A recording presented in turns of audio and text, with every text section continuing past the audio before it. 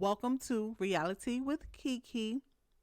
I'm your host, Kiki, and on this channel, we discuss reality TV, celebrity gossip, and viral topics. Please be sure to like, comment, and subscribe if you like our content. You can also follow us on our Facebook page. A link will be in the description box below, and we also have it linked in our bio.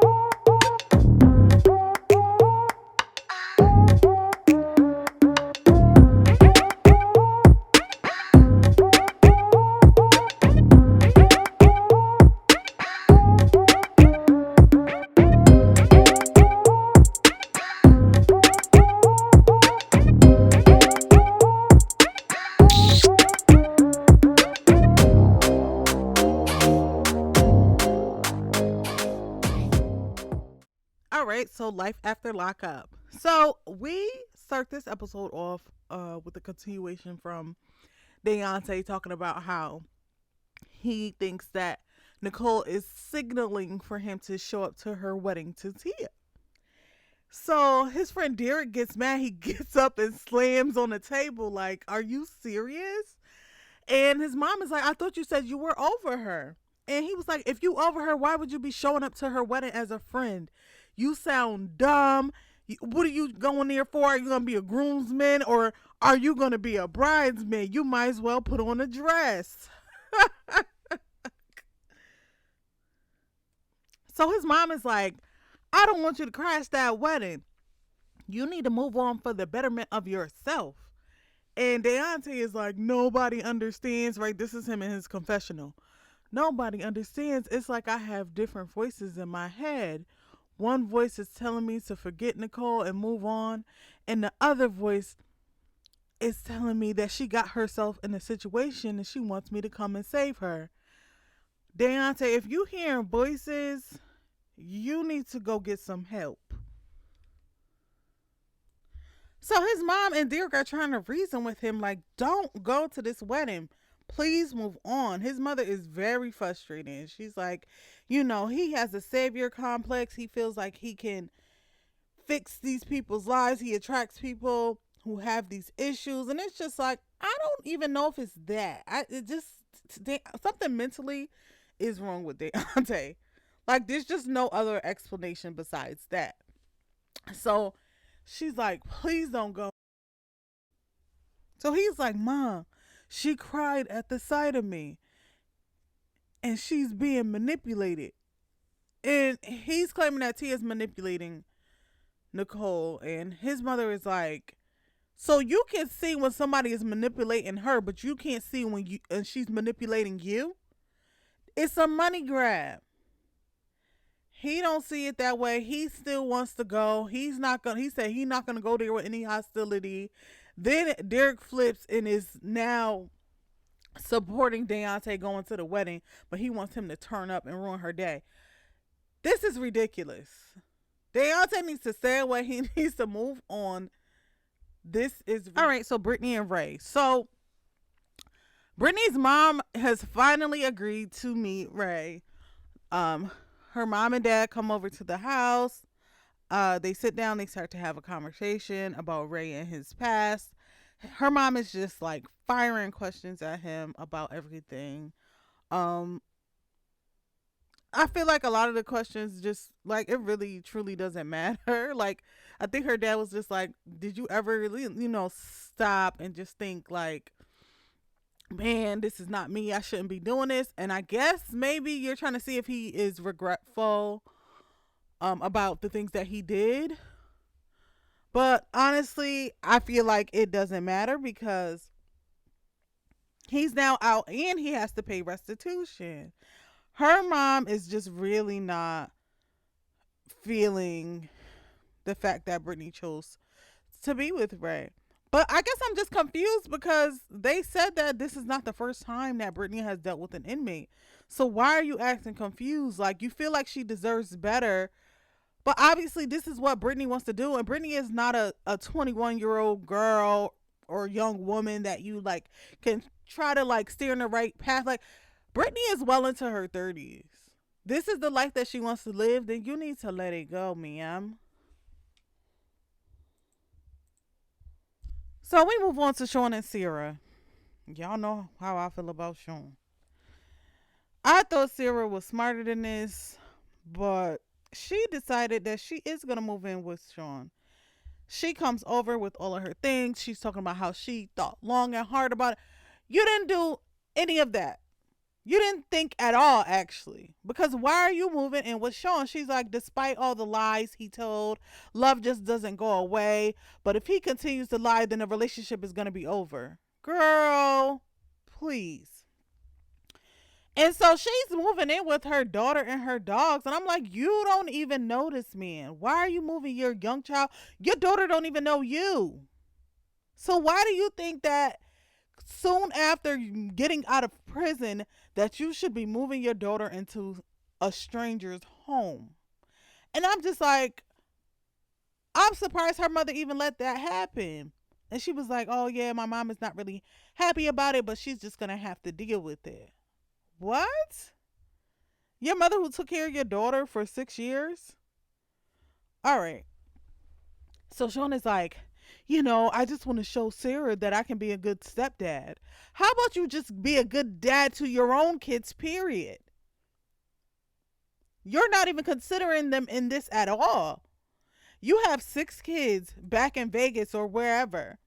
You got a 2-bedroom house. You're not even thinking about them and the potential of them visiting you. Shawn is a deadbeat. Like Sarah, but I just don't understand why you think that this would be a good situation. So Sarah is happy to see Shawn and her daughter Abby create a bond. And while they're in a confessional, the producers asked them, do they have plan to have kids together, her and Shawn? And so Shawn is just like, well, I don't wouldn't say if I'm planning on it, but if it happens, it happens. Like, it is what it is.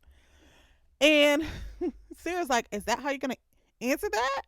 So she tries to act like she's unaffected by it, but she begins to cry and she gets upset, and there becomes an argument because apparently that's not the conversation that they've had previously. But it's just like, Sarah, I'm not sure why you would want more kids with Shawn. Like he said, I already have 6 kids. He don't need no more kids. He not even taking care of the ones that he has. So why would you want to have kids with him? Girl, make it make sense. All right, so we transition back to Brittany and Ray. So Brittany is like, oh, my birthday is coming up. I want to go to Miami. We should go to Miami. That's what couples do. They take a vacation together. We need a vacation. Ray is like, yeah, I don't know if I'm going to be able to go. And she like roll her eyes. She turned her back and roll her eyes. And because he's like, I'm going to have to check in with my parole officer. Like, he's on parole. He can't just go wherever he wants. And he might get denied because, you know, going to Miami, it's all about partying and doing all these different things that could potentially like get him in trouble or come into contact with the police, and it just might not be a good thing. I think the other thing is that like Brittany wants to do all of these things, but it's just like Ray just got out and just got a job. I don't know what type of lifestyle like you're expecting him to provide for you. Like he said, like Miami is expensive. We still trying to have a baby. Like what what is your train of thought? So she's like, let's make the baby in Miami. Let's have a beach baby.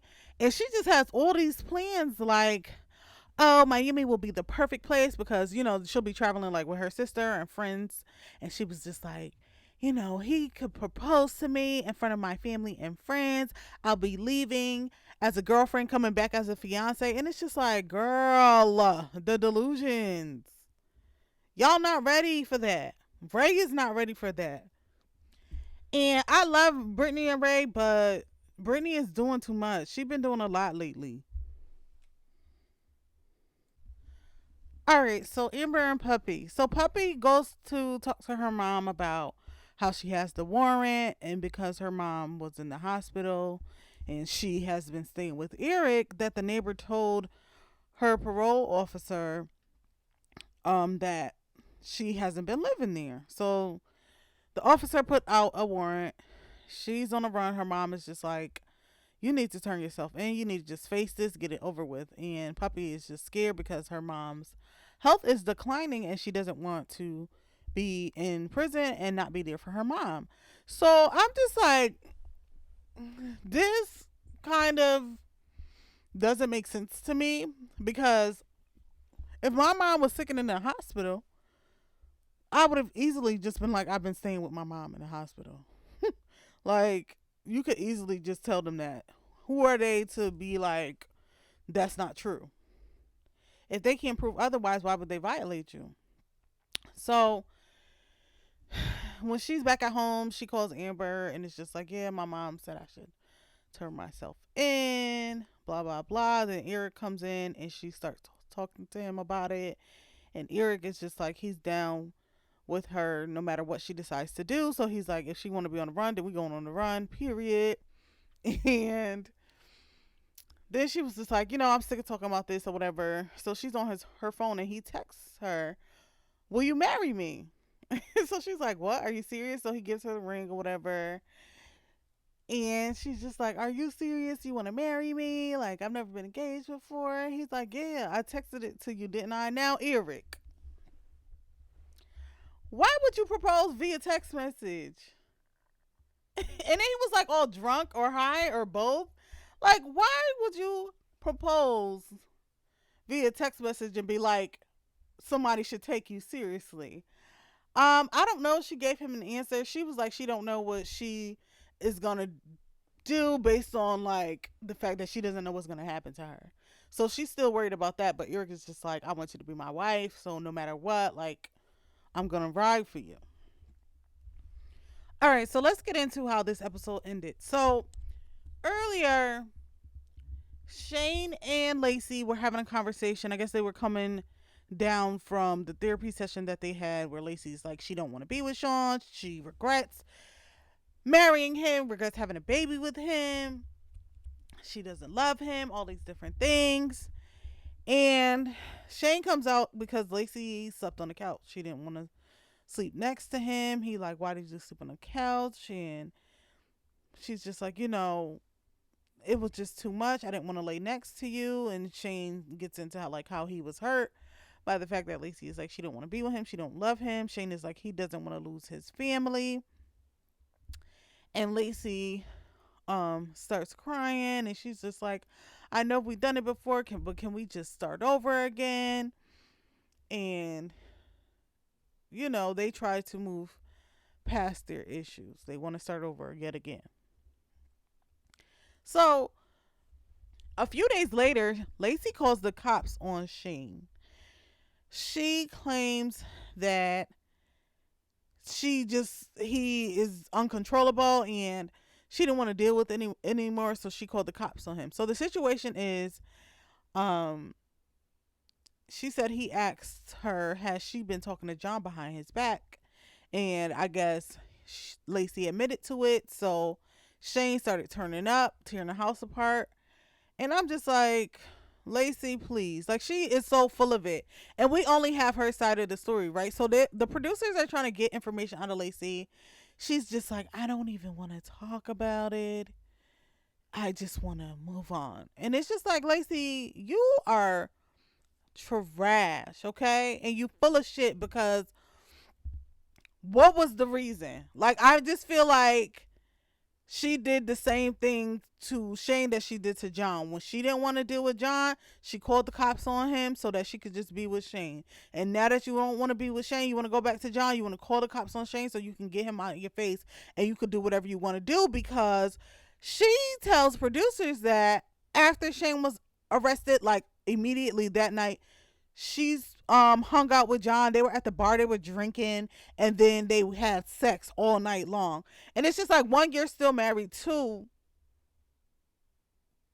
he just got locked up. Like, you already had this in the plans. Like, I cannot Stan Lacey, and then she tries to play victim. Like, girl,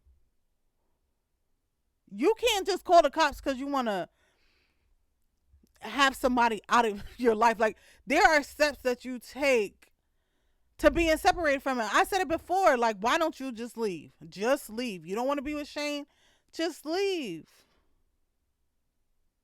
But you created all of this. Like, you like drama, you like toxicity, you like turmoil. That's what Lacey likes.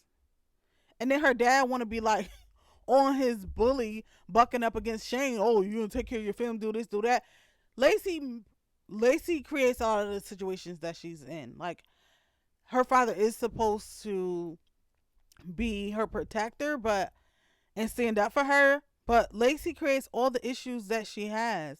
So I don't even know why her father even steps in at this point. Like, it's just ridiculous. And I'm tired. It's very exhausting. Like, I can't deal with her. Anyway, you guys let me know down in the comments below what you thought about this episode, and I will speak to you next time.